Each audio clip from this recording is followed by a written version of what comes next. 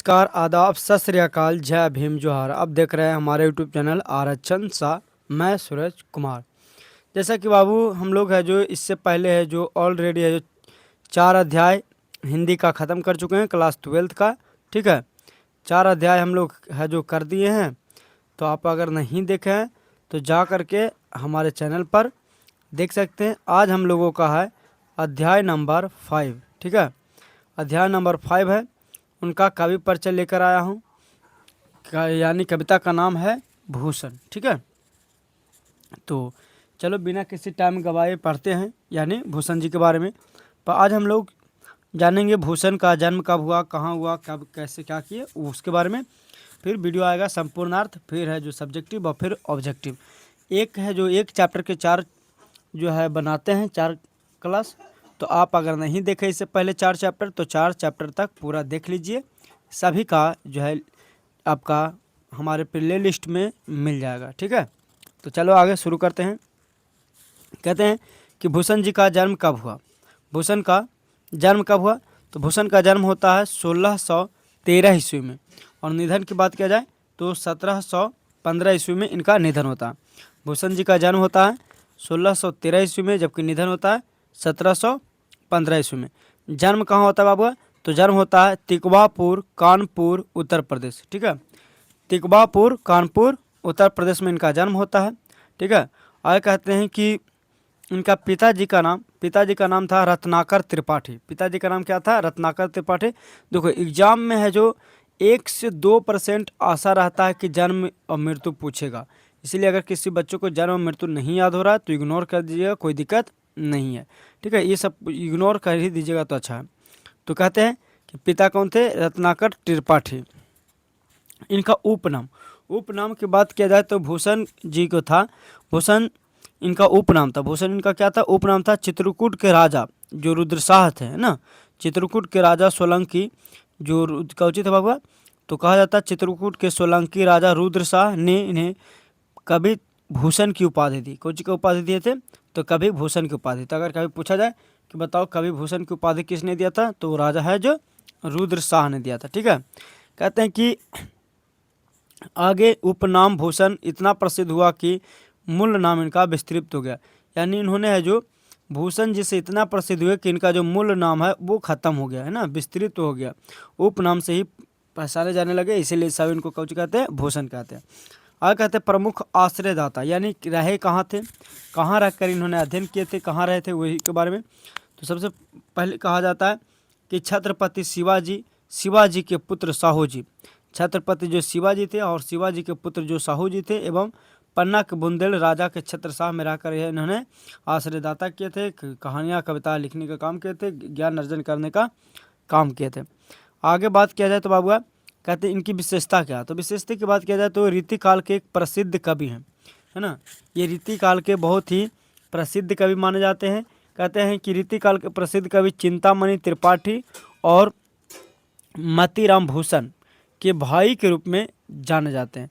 तो ये है जो उनका भाई के रूप में है जो क्या कर जाते हैं, जाने जाते हैं।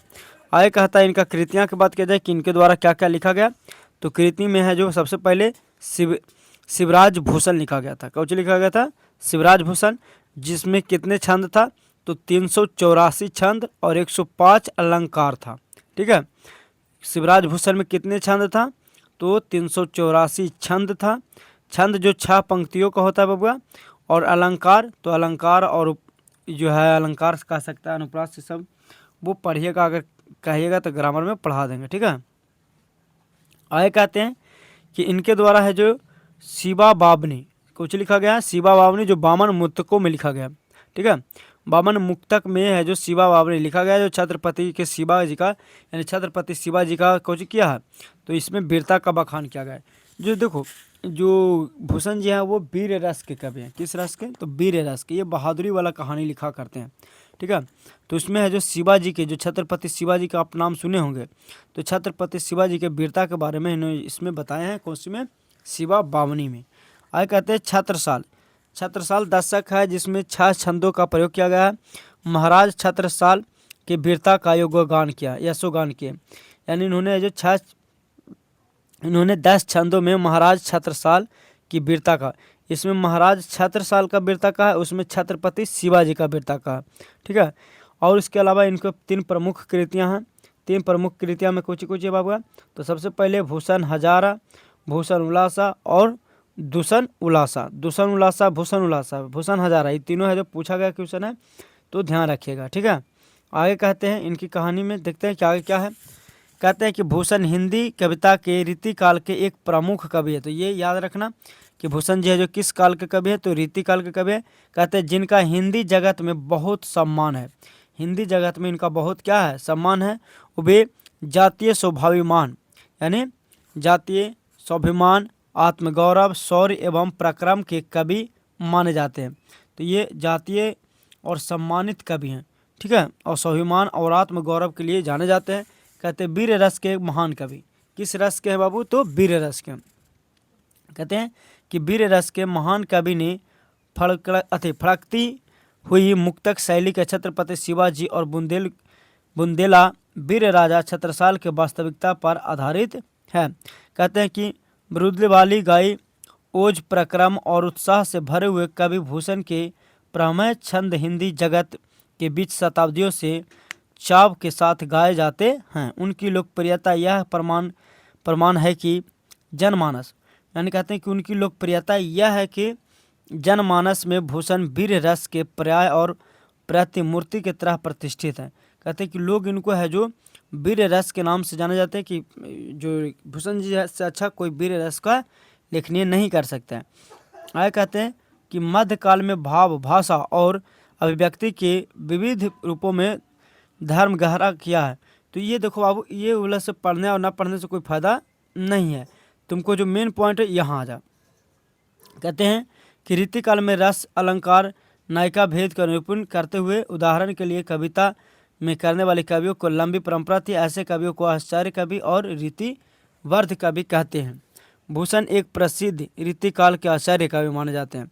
तो जो भूषण है वे एक रीतिवर्ध आचार्य कवि माने जाते हैं। उसके साथ साथ फिर इसमें है जो ये सब कोई इम्पोर्टेंट नहीं है, जो इम्पोर्टेंट है वो उसको हम हाईलाइट कर दिए। उसके बाद कहते हैं, यहाँ थोड़ा सा नीचे देख लीजिएगा, 1 मिनट रुक जा। कहते हैं कि उन्होंने कविता में भाषा का ब्रज भाषा का उपयोग किए हैं। रखी गई शब्दों ब्रज भाषा ही रखी गई, किंतु उसके शब्दों में मुहावरा और रचना संबंधित प्रयोग विषयों को भावों का निरूपण स्वतंत्रता है। अब कहते हैं, अच्छा ये कुछ बात याद रखना कि रीतिकाल में श्रृंगार रस का प्रधानता मिलती है। ये सभी कवि श्रृंगार की कविता को लिखते दिखाई पड़ते हैं। अब कहते हैं यहाँ आ जा। कहते हैं कि भूषण दोनों प्रिय नायकों छत्रपति शिवाजी और छत्रसाल संबंधित दोनों कविताएं दिए जा रहे हैं, जिनका स्वर ओजस्वी है। यानी इस कविता में है जो 2 पंक्ति बाबू, एक पंक्ति में छत्रपति शिवाजी का बारे में वर्णन है और एक कविता में है जो छत्रसाल जी के बारे में वर्णन है। तो इसमें है जो दोनों का शौर्य मतलब कि रूप, रंग, शक्ति, वीरता के बखान किया गया, ओजस्वी का बखान किया गया।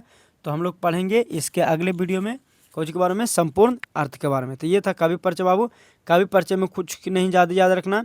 कवि परिचय में थोड़ा बहुत 1-8% आशा तो ये पूछा जाता है, बाकी याद रखना तो मेन ये कि उपाधि किसने दिया था भूषण का, उसके साथ इनका रीतियाँ क्या था, ठीक है, कितने छंदों में लिखा गया ये याद कर लेना।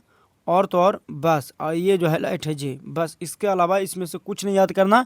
बस मात्र 5 से 6 को याद करो बस कवि परिचय में। तो फिर मिलते हैं अगले एपिसोड में। अगर वीडियो अच्छा लगा तो लाइक कीजिएगा, शेयर कीजिएगा अपने दोस्तों के पास, और फिर मिलते हैं। Bye, tata, good bye.